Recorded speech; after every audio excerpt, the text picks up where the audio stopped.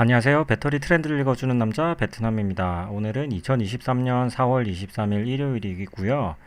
이번에 올려드리는 영상은 그 4월 21일 날, 그 배경음악이 좀 커가지고, 시청에 좀 어려움이 있다라는 의견을 듣고 다시 영상을 찍어서 올려드리게 되었습니다.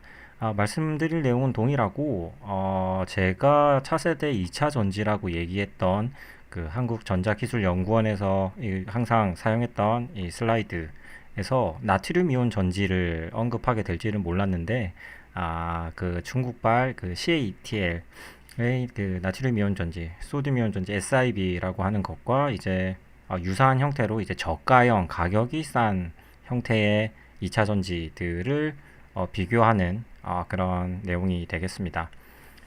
그래서 네, 차세대 2차 전지를 주로 다루고 있는 제 입장에서는 제가 정의했던 차세대 전지, 우리가 원하는 방향의 즉 뭐 더 높은 에너지 밀도, 같은 질량, 같은 공간에 더 많은 에너지를 넣고 뭐 성능도 더 좋고 출력도 좋고 뭐 수명도 좋고 이런 것들이라고 생각했는데, 지금은 사실 시장 경쟁력에 의해서 가격이라는 것이 이제 결국 시장을 지배한다라고 한다면, 가격이 싼, 많이 사용할 수 있는, 고객들이 원하는 그런 것들이 좀 대세를 이룰 수 있다.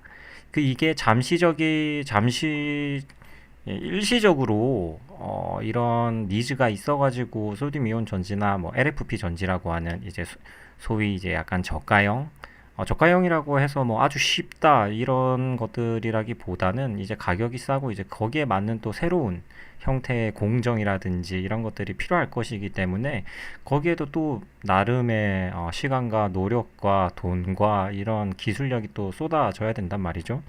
제가 생각하고 있는 이 주기율표에서의 결국 리튬을 사용하는 것과 리튬, 뭐 산소, 리튬, 설퍼, 아니면 이제 리튬 금속을 사용한 리튬 카본이 아니라 이제 소듐을 이용한다든지, 아니면 리튬을 사용하더라도 LFP라고 하는 여기 중간에 그 뭐, 네, 코발트, 니켈을 사용하지 않는 이제 다른 형태의 양극재, 다른 형태의 소재들을 사용하는 것들이 또 중간에 충분히 튀어나올 수 있다.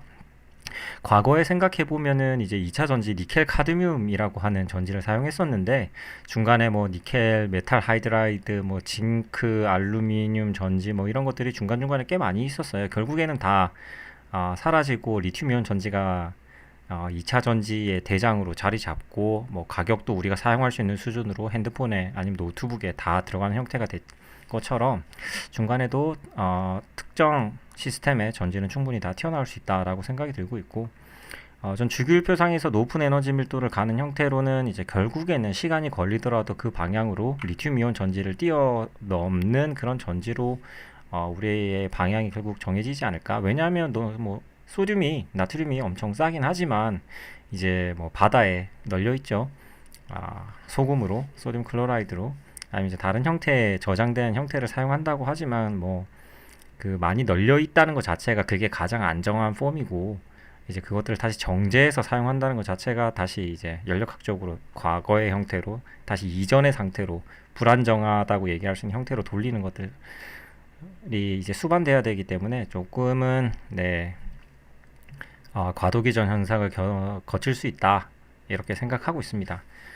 리튬이온 전지에서 이제 고에너지 밀도라고 하는, 에너지 밀도가 높은 애들이 이제 LCO 말고 코발트만 사용하는 것들 말고, 니켈, 망간, 코발트를 사용하는 것들, 뭐 111이라고 1대1대1 비율, 아니면 622, 8111이라고 하는 이제 니켈의 함량이 올라감에 따라서 용량이 높아지기 때문에 그 에너지 밀도를 높이고 뭐 이런 것들이 가능해서 이제 그쪽 방향으로 좀 진행되고, 이제 NMC 812이라고 하는 이런 것들을 더 이상 뛰어넘을 수 없다 그러면 이제 차세대 전지를 오히려 더 많이 바라보게 되는 형태라고 생각을 했는데, 이게 갑자기 방향을 조금 선회한 느낌이 있습니다. 이제 뭐 작년에도, 아니면 뭐 재작년에도 소듐 이온 전지에 대해서는 뭐 얘기가 있긴 했었어요.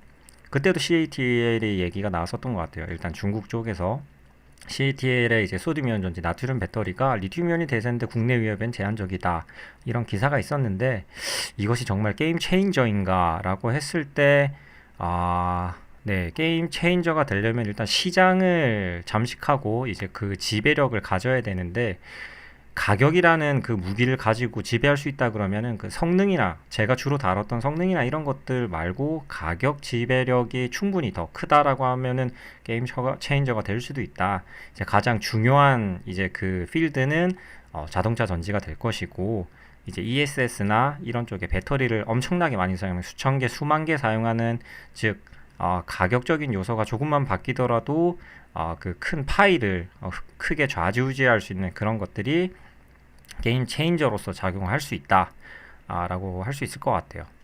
이제 결국엔 CATL이 체리 자동차라고 하는 중국 자동차 업체, 저는 사실 처음 들어보긴 하지만 중국에도 다양한 자동차 업체가 있을 것이고 저희가 알지 못한 업체들도 상당히 많을 거라고 생각합니다. 이렇게 얘기를 해가지고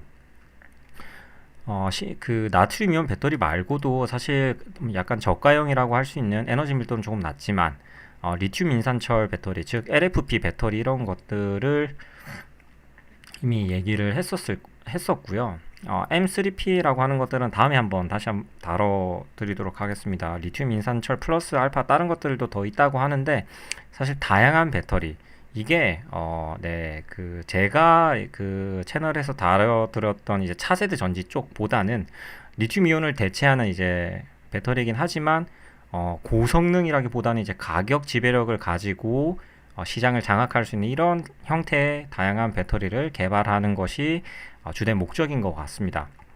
결국엔 이런 것들을 이제 전기차에 넣음으로써 중국에서만 사용되는 전기차 대수가 얼마나 많겠어요. 이런 것들이 이제 전 세계로 뻗어 나갈 수 있도록 일단 내수 시장에서부터 잡아가는 형태인 것 같다라는 생각이 들고 그들이 얘기하기로 나트륨 이온 배터리의 생산 비용은 리튬 이온 배터리보다 30-40% 낮다라고 했는데 네, 뭐 생산 비용은 낮지만은 에너지 밀도가 낮으니까 같은 무게를 넣으면 당연히 에너지는 더 적게 들어갈 것이고요. 에너지를 맞추기 위해서 즉 주행거리를 맞추기 위해서는 그보다 더 많은 배터리를 넣어야 될 겁니다. 그래서 뭐 배터리 생산 비용은 낮지만 뭐 주행거리를 맞추기 위해서 이보다 더 넣게 된다면 사실 뭐 유사한 형태가 될 수도 있겠다라는 생각은 들고요. 정확한 비교는 이제 수치적인 거나 이제 테이블을 찾아서 좀 비교를 해봐야 될 것 같습니다. 그리고 이제 4월 19일에 나왔던 기사 중 하나는 이제 나트륨 배터리를 장착한 차가 이제 대비의 초읽기에 들어갔다. LFP 배터리는 이제 있었던 것 같고 몇 가지 이슈들이 있었던 것 같습니다. 뭐 저온이나 저온에서 이제 구동이나 아니면 충전이나 이런 것들이 잘 안 되었다 이런 기사들도 한번 본 것 같고요. 뭐 그 제 자료에 여기 이제 리튬이 있었는데 이제 여기서는 이제 제가 잘못 보면 언뜻 ND 네오듐인 줄 알았는데 이게 소듐이더라고요. 나트륨이라고 하는 물질이었던 것이고 사실 소듐 이온 배터리는 그 리튬 이온 배터리랑 아주 큰 차이는 없습니다. 리튬을 에너지 저장의 매개체로 사용하는 것이 리튬 이온 전지라고 한다면 소듐 이온 전지는 이제 소듐 이온을 그 에너지 저장의 매개체로 사용하는 겁니다. 에너드 같은 경우에도 소듐 전이금속 산화물이 될 것이고 소듐 NMC, 리튬 NMC잖아요. 소듐 NMC를 사용하는지는 사실 정확하게 잘 모릅니다. 제가 소듐 관련해서 양극재 전공을 하지 않았기 때문에 다만 전이금속 산화물을 반드시 사용한다라는 정도는 확실한 것 같고요. 캐소드 같은 경우에도 우리가 리튬이온 전지에서는 그래파이트를 사용하는데 여기도 카본 재료들, 하드 카본이라고 하는 재료를 사용하는 것 같습니다. 결국에는 이제 탄소에 결국에는 그 소듐을 저장하는 형태가 돼서 호스트 머터리얼이라고 하는 그런 구조체 안에 이온, 나트륨 이온, 소듐 이온을 저장한다라는 것은 동일하고 볼테지나 이런 것들은 다를 수 있어요. 소듐 자체 전이차가 리튬보다는 또 차이가 날 것이기 때문에 표준 전극 정의가 이제 리튬이 수소 스탠다드 하이드로진 일렉트로드 대비는 마이너스 3V지만 나트륨은 조금 더 차이가 덜 한 편이죠. 즉 기전력이라고 하는 것들이 조금 더 낮을 수 있다. 음극 재료 같은 경우도 뭐 조금 다르네요.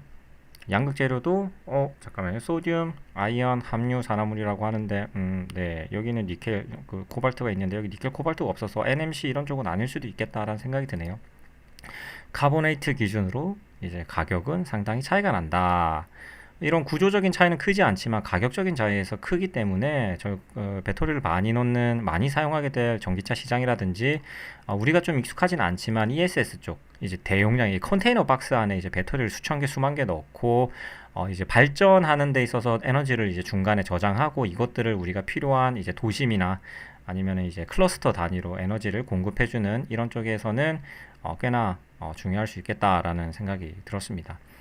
소듐 이온 전지에 대해서는 뭐 최근에 좀 이슈가 돼가지고 조금 더 많이 들어보셨을 텐데, 그전에는 사실 LFP가 대세였던 것 같아요. LFP도 뭐 최초에 뭐 LCO 이런 것들을 사용할 리튬 이온 전지를 얘기할 때 LFP도 얘기가 나왔었고, 이후에 이제 NMC라고 하는 것들로 넘어가면서 뭐 코발트 가격이 비싸다, 뭐 망간은 싸지만 뭐 니켈 가격도 조금 비싼 편이고, 그래서 이제 LFP라고 하는 것들, 에너지 밀도, 그러니까 용량은 조금 낮지만 가격이 싸니까 이런 것들로 조금 뭐라고 할까요? 스탠다드 또는 이제 보급형 이런 배터리들, 그리고 그런 배터리가 들어가는 그 세그먼트의 그 자동차에 들어가는 전지는 LFP로 할 수 있지 않을까? 프리미엄급, 이제 더 멀리 갈 수 있고 더 좋은 출력을 내야 되는 이런 차들에는 NMC가 들어간 뭐 622이 아니라 뭐 811이 들어가서 더 에너지를 많이 넣을 수 있는 것들을 사용한다 그러면 LFP는 이제 또 가격적인 측면에서 리튬 이온 전지 NMC 그 양극재와 경쟁하는 또 다른 양극 소재였던 것 같아요. 그래서 이제 포지션을 보자면은 에너지 덴시티라고 하는 것이 NMC를 사용한 것들이 이제 더 높은 에너지 밀도를 가지고 있으면 LFP가 이 밑에 있었단 말이죠. 근데 소듐 이온 전지 같은 경우에는 그 중간에 포지션을 좀 잡은 것 같아요. 뭐 소듐 이온 전지가 뭐 한 200, 300 막 얘기하는 건 아닌 것 같고, 제 생각에는 이제 그 NMC를 사용한 것들이 제가 생각하는 개인적으로는 그 뭐 NMC를 사용한다 그러면 얘가 한 250에서 한 290, 300Wh/kg 정도까지는 어떻게든 뭐 만들어 보겠다. 양극재뿐만 아니라 중극재도 뭐 실리콘을 일부 넣는다 이런 것들을 한다 그러면은 SIB 이런 쪽이 LIB라고 할게요. LIB, NMC라고 해야겠네요. NMC를 들어간 것도 이런 거 얘가 한 200 정도 되지 않을까 생각을 하고 있고, 그다음에 LFP를 사용한 그 LIB 정도가 한 150에서 한 180, 200 언더 정도라고 생각을 하고 있거든요. 그래서 포지션이 이 정도 되는 거죠. 근데 LFP, SIB 이것들을 보면 한 1.5배 정도 되니까 뭐 좀 차이가 있을 수 있지만, 그리고 퍼포먼스 면에서도 좀 차이가 있습니다. 그 소듐 이온 전지 같은 경우에는 이제 뭐 저온에서 성능도 좋다고 하더라고요. 뭐 그런 것들은 조금 이제 실제 배터리를 평가한 결과나 이런 것들을 소듐 쪽은 거의 찾아보질 않아가지고 본 적이 없어서 향후에 배터리에 대한 퍼포먼스에 대해서도 한번 다뤄볼 기회가 있으면 다뤄보도록 하겠습니다. 그리고 NMC 같은 경우에는 여기 국내 3사가 다 들어가 있죠. LG, SK, 삼성 전부 다 NMC 기준으로 일단 배터리를 많이 만들고 있는 형태인데, 이제 LFP 같은 경우 저가형 모델 같은 경우에는 이제 중국 쪽 CATL과 BYD, BRD라고 하는 이런 업체들이 하고 있고, 이제 여기 플러스 알파로 여기 하나 컬럼이 더 생겨야겠네요. 이제 그 소듐 이온 전지를 하는 업체는 어디 있냐? 국내에서 하는 데가 있는지 모르겠어요. LG, SK, 삼성 모두 소듐 이온 전지 배터리를 만들고 있다, 양산하고 있다라는 얘기는 들어본 적이 없고, 뭐 시중에 판매되는 것도 없는 것 같습니다. 다만 이제 중국 쪽에서는 LFP를 비롯해서, 물론 이제 이 업체들이 NCM도 합니다. NMC도 하고 있고, 이제 LFP와 그 소듐 아이온 배터리까지 여기 하나 추가가 된 거니까, 이렇게 여러 가지의 배터리 시스템을 동시에 다 가져가면서 이것들을 다 양산하고 이것들을 원하는 고객의 니즈에 맞춰가지고, 게다가 이제 그 고객의 니즈도 있지만 이제 어플리케이션 자체 뭐 ESS라든지 전기차라든지 이런 것들을 잘 맞춰가지고 넣는 것들도 할 수 있다 그러면은 이제 다시 한 번 더 리튬 이온 전지이긴 하지만 소듐 이온 전지와 이제 양극 소재가 세분화되면서 또 새로운 춘추 전국 시대를 맞이할 수도 있겠다라는 것들로 조금 기결이 될 수도 있겠죠. 다시 한번 뭐 특정 시스템의 배터리가 전국을 제패하는 그런 시대가 오기 이전에 또 한 번의 과도기적인 시기가 올 수 있을 것 같다라는 생각이 들고,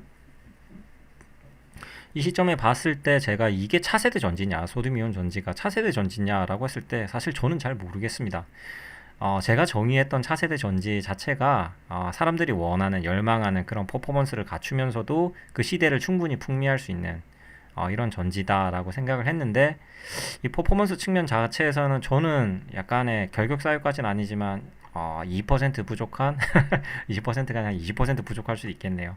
부족함을 조금 느끼고 있고, 다만 고객의 니즈는 크냐라고 했을 때 상당히 크다고 할 수 있죠. 왜냐하면 전기차 가격이 상당히 비싸니까요. 그 비싼 가격 중에서도 배터리 가격이 상당하고, 그리고 리튬 자체의 가격도 지금은 많이 내려오긴 했지만 하얀 석유라고 불릴 만큼, 제가 이전 영상에서 보여드렸던 것처럼 네, 이 희소한 것들, 뭐 최근에 그 뭐였죠? 그 테슬라의 어닝 발표하면서 일론 머스크가 어닝콜에서 그런 얘기도 했더라고요. 그 리튬 정제 이런 것들에 대해서도 좀 많이 해라. 리튬이 그렇게 적은 건 아니다. 다만 이제 그런 것들을 함에 있어서 이제 또 돈도 되고 해야 되니까 국가 단위에서 하는 것들도 좀 있는 것 같아요. 이제 뭐 세계 정세가 조금 그렇다 보니까 이게 좀 지역적으로 좀 분화되어 있고, 이제는 한 세계다라고 얘기하진 않고, 뭐 돈 되는 것들은 이제 국가 단위에서 관리하는 뭐 공기업 형태로 운영할 수도 있고, 마치 그 오일처럼 그렇게 될 수도 있는 것 같고, 그래서 여러 가지가 좀 엮여 있는 것 같습니다.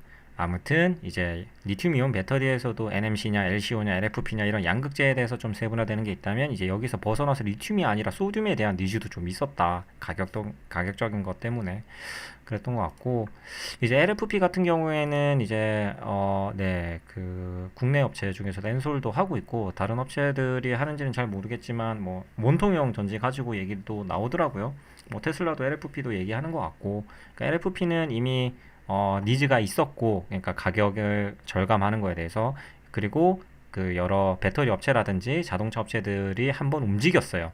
한번 움직여가지고 LFP를 만들고, 그 만들어진 배터리를 자동차에 탑재해서 실제 고객한테 판매하는 것까지 이루어지고 있다라고 한다면, 소듐이온 전지는 이제 그 단계를 다시 밟아가는 거죠. LFP가 밟았던 그 단계를 한 번 더 거쳐가게 될 거다. 근데 이 상황에서 SIB가 소듐이온 전지가 이제 LFP마저 사장시켜 버릴 거냐, 이거는 또 다른 문제인 것 같아요. 물론 이제 저가형 시장 자체에서의 경쟁도 있겠지만, 즉 그 소듐이온 전지가 LIB 리튬이온 전지랑 경쟁을 하는 것이 아니라, 저가형 모델 중에 하나는 이제 LFP 배터리랑 또 경쟁을 한다 그러면은 사실 이게 크게 차이가 안 난단 말이죠. 리튬이온 전지가 이제 뭐 자동차에 당연히 들어가고 있는 상태인데, LFP가 들어가려고 하고 있고 들어가고 있는데, 그 와중에 중국 쪽에서 이제 그 또 다른 저가형인 소듐이온 전지를 내놓고 이제 넣겠다라고 얘기를 하고 있잖아요. 그런 것들 봤을 때 LFP를 이제 따라가려고 하고 있었는데, 그럼 저가형은 LFP로 쓰고 프리미엄급은 NMC이 들어간 리튬이온 전지를 쓰자라고 생각하고 있었는데, 아니 웬걸 그 소듐이온 전지가 저가형의 또 다른 강자로 나온다 그러면은 LFP가 다시 이게 또 힘들어질 수도 있겠다라는 생각이 들더라고요. 그래서 뭐 24일, 이거 3월이네요. 2023년 3월 기사를 보면 그 뭐 애리조나 원통형 배터리 뭐 이런 것들에 대해서 얘기를 하고 있고, 그래서 네, 저가형 시장 배터리에서도 LFP와 소듐이온 전지가 한번 붙거나 아니면 경쟁하거나 아니면 시장을 적당히 파이를 나눠 먹는 형태가 될 수도 있겠다라는 생각이 들고, 동시에 이것들이 또 그 돈이 된다 그러면 또 연구도 많이 하고 개발도 많이 하니까, 이게 또 그 수준이 또 시간이 지나면 올라가거든요. 소듐이온 전지 뭐 에너지밀도 제가 앞서 적어놓기로 막 뭐 예를 들면 200이라고 적어놨는데, 이게 210, 220 막 이렇게 올라온다 그러면은, 완전히 리튬이온 전지까지는 못 올라온다고 하더라도 꽤나 수준이 꽤 높아지면은 어느 정도 리튬이온 전지의 시장을 또 이게 잠식할 수 있는 효과도 있을 것 같습니다. 그렇게 봤을 때 이 잠식할 수 있는 이 원동력은 뭐냐? 결국엔 가격과 이제 이것들이 시간이 지남에 따라 뭐 원가도 절감되고 기술은 또 따라오고 이렇게 된다고 봤을 때, NMC가 이제 가격으로 봤을 때 킬로와트 아워당 이제 뭐 한 67불 정도의 가격이라고 본다고 그러면, LFP 같은 경우에 그거에 뭐 한 3분의 1, 2.5분의 1 정도 되는 것이다 라고 했을 때, 소듐이 들어간 것들은 그보다 더 낮은 형태, 프루시안 블루 이런 소재들 이용한 것들이나 아니면 레이어드 옥사이드 형태를 가지고 있는 소듐 아이온 정지 같은 경우에는 전부 다 20 언더죠. 결국 한 3분의 1 정도 가격, LFP 대비해서도 뭐 2분의 1, 뭐 많게는 뭐 4분의 1 정도 가격. 물론 에너지 밀도는 동일하지 않을 겁니다. 이제 그냥 가격으로만 봤을 때는 이렇게 된다고 했을 때, 네, 상당히 저렴하다라고 얘기할 수 있을 것 같아요. 동시에 근데 이런 것들이 되면은 뭐 코발트나 이런 것들에 대한 또 수요도 줄어들 수 있겠죠. 수요가 줄어들게 되면은 뭐 네, 공급이 과잉이다 그러면 또 가격이 내려올 수 있으니까, 이 가격들의 변동성이 꽤 커질 가능성은 높다. 뭐 이게 내려오고 이게 다시 올라갈 거다. 여기도 또 그 수요가 늘어날 테니까요. 그렇다기보다는 이제 가격의 변동성이 높아질 거다라고 예측하는 게 더 적절할 것 같습니다.